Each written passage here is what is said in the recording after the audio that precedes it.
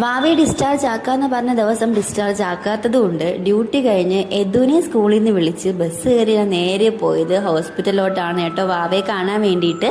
അവിടെ എത്തിയപ്പോൾ എല്ലാവരും ഉണ്ടായിരുന്നു. ഞങ്ങളെത്തി കുറച്ച് സമയം കഴിഞ്ഞപ്പോഴത്തേക്ക് ഏട്ടന് വന്നിട്ടുണ്ടായിരുന്നു. വാവയെ കണ്ടിട്ട് ഏട്ടൻ എന്താ കൂർക്കം വലിച്ച് നല്ല ഉറക്കത്തിലാണ് കേട്ടോ. പിന്നെ ഏകദേശം ഒരു സന്ധ്യയൊക്കെ ആയപ്പോഴത്തേക്ക് ഞങ്ങൾ അവിടെ നിന്ന് ഇറങ്ങിയിട്ടുണ്ടായിരുന്നു. നേരെ ആറ്റുകാൽ വഴിയാണ് കേട്ടോ വന്നിട്ടുള്ളത്. കുറച്ച് ലൈറ്റൊക്കെ കാണാമെന്ന് വിചാരിച്ചാണ് വന്നത്, പക്ഷേ സന്ധ്യ ആയിട്ടുണ്ടായിരുന്നില്ല. മീൻസ് നല്ല ഇരുട്ടൊന്നും ആയിട്ടുണ്ടായിരുന്നില്ല.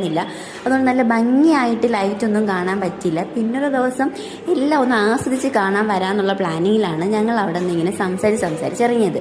പിന്നെ നേരെ പുഞ്ചക്കരിയിലോട്ട് പോയി. നമ്മുടെ വീട്ടിലോട്ട് വരുന്ന ഒരു ഷോർട്ട് കട്ട് പുഞ്ചക്കരി വഴി ആയതുകൊണ്ട് പിന്നെ അവിടെ ഇറങ്ങി കുറച്ച് സമയം ഇങ്ങനെ ഇരുന്നിട്ടാണ് വീട്ടിലോട്ട് വന്നത്. വീട്ടിലിപ്പോൾ ജനസംഖ്യ വളരെ വളരെ കുറവായതുകൊണ്ട് ഫുഡ് ഉണ്ടാക്കാനൊന്നും ഞാൻ മെനക്കെട്ടിട്ടില്ല. ഞങ്ങൾ നേരെ പുറത്ത് പോയി ഫുഡ് കഴിക്കാമെന്ന് വിചാരിച്ചേട്ടോ. അങ്ങനെ നൈറ്റ് ഞങ്ങൾ പുറത്തു നിന്നാണ് ഫുഡ് കഴിച്ചത്. വീട്ടിൻ്റെ അടുത്തുള്ള റെസ്റ്റോറൻറ്റിലാണ് കേട്ടോ വന്നിട്ടുള്ളത്.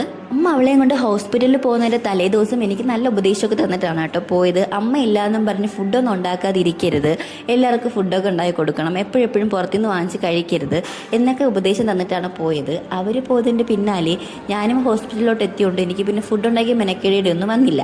എനിക്ക് പിന്നെ പണ്ടേ അനുസരണാശീലം ഭയങ്കര കൂടുതലായതുകൊണ്ട് വീട്ടിൽ വന്ന ശേഷം ഇപ്പോൾ ഫുൾ പുറത്തുനിന്നാണ് കേട്ടോ ഫുഡ് കഴിക്കുന്നത് ഞങ്ങൾ.